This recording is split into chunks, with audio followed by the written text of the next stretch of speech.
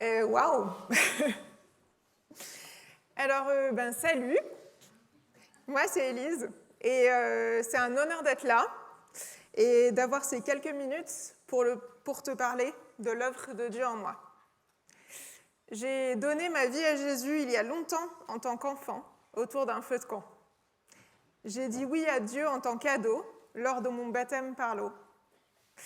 Et très tôt, j'ai dit oui pour la vie avec lui, pour le meilleur et pour le pire. Même si à l'époque, je ne savais pas ce que ça voudrait dire. Le 19 avril 2024, il y a tout juste un an, je m'apprête à partir pour l'Orient. Je dois rendre visite à des collègues missionnaires, découvrir leur travail, leur terre. Mais quelque chose me tracasse. J'ai mal au ventre, ça m'agace. Je décide de prendre les devants, d'appeler ma médecin pour des médicaments. Ce rendez-vous ne sera finalement qu'un avant-goût.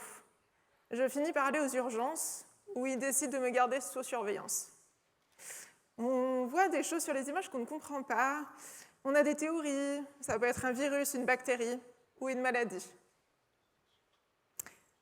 Je comprends que mon voyage n'aura pas lieu. Je commence à prendre peur. Je me réfugie en Dieu. Cette première nuit, remplie d'angoisse et de soucis, une image me vient de l'esprit. Celle de Jésus qui dort dans un bateau, au milieu d'une tempête et des trompes d'eau. Ses disciples paniqués le réveillent en sursaut. Alors, il dompte les vagues, il calme les vents. N'aie pas peur, je suis le Dieu vivant. Il me rappelle ce soir-là qu'en lui, je peux dormir paisiblement. Même dans cet hôpital, avec tous mes questionnements. Je crois que c'est ce qu'on appelle la foi. Je reste une semaine, sans réponse certaine. La chirurgienne décide d'aller voir de l'intérieur. Je lui fais confiance, mais j'ai peur. Et 13 points de suture plus tard, on me renvoie chez moi. J'ai mal, je ne sais toujours pas pourquoi. Mes parents me recueillent. Mes journées consistent à passer du lit au fauteuil. Je pleure de douleur, je n'arrive pas à me lever. Je ne comprends plus ce corps si limité. Les jours passent et j'ai de plus en plus mal. Je sais qu'il y a quelque chose d'anormal. Rendez-vous avec la médecin, elle voit mon état. Elle me confirme qu'elle a des résultats. Ce ne sont pas ceux qu'on espérait. Ce 2 mai,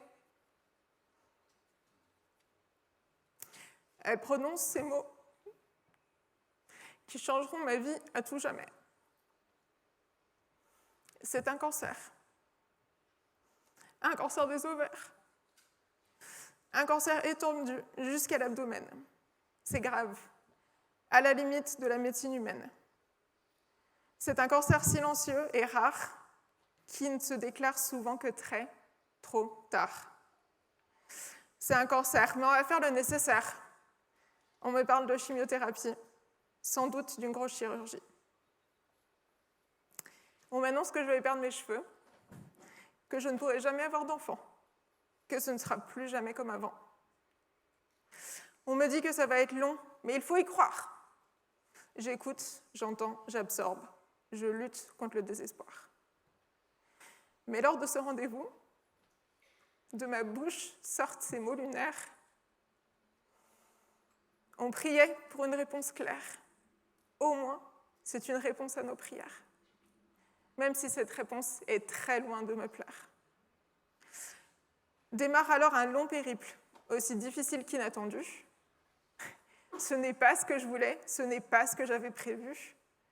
Je n'avais pas envisagé ma vie ainsi. Mais c'est le bateau que Dieu a choisi.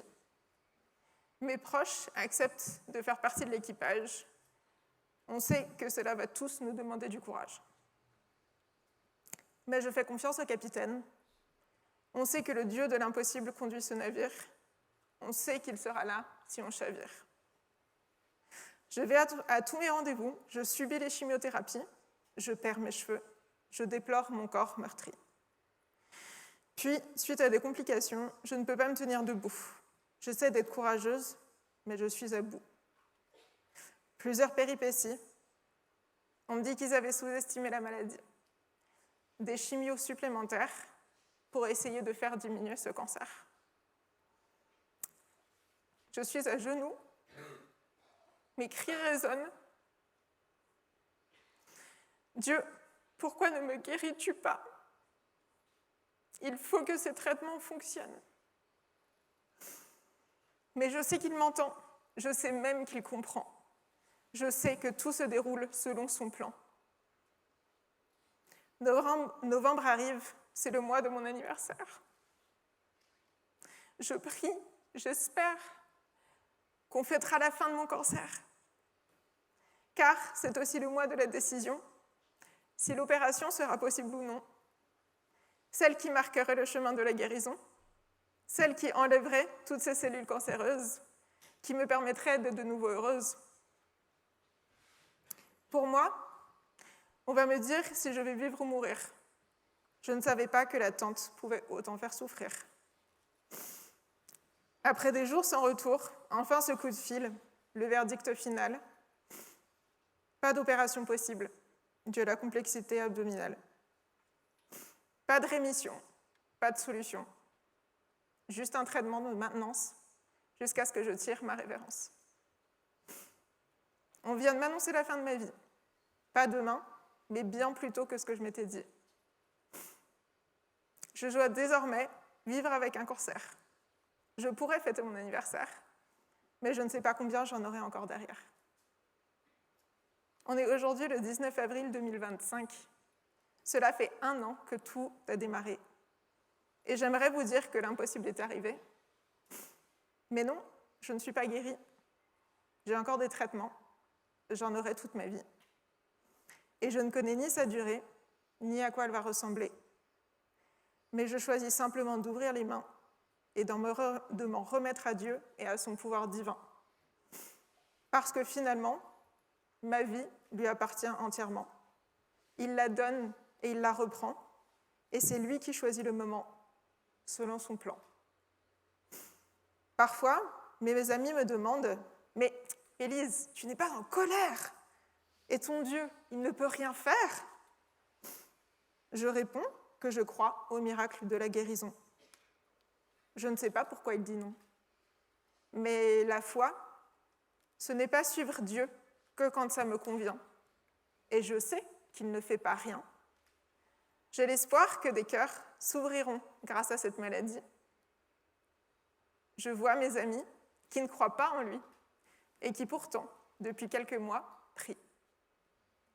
Alors, que faire de cette vie avec la maladie? Aimer mon Dieu de toute mon âme, de toute ma force, de tout mon cœur, même quand ça fait peur. Aimer mon prochain comme moi-même, malgré tous les problèmes. Alors, j'apprends à aimer cette nouvelle moi, où cohabitent la maladie et le Saint-Esprit. À aimer ces cheveux courts, qui témoignent de mon parcours. À aimer ce corps et ses nouvelles limites qui souvent m'irritent. Et à chérir ce cœur qui veut servir le Seigneur.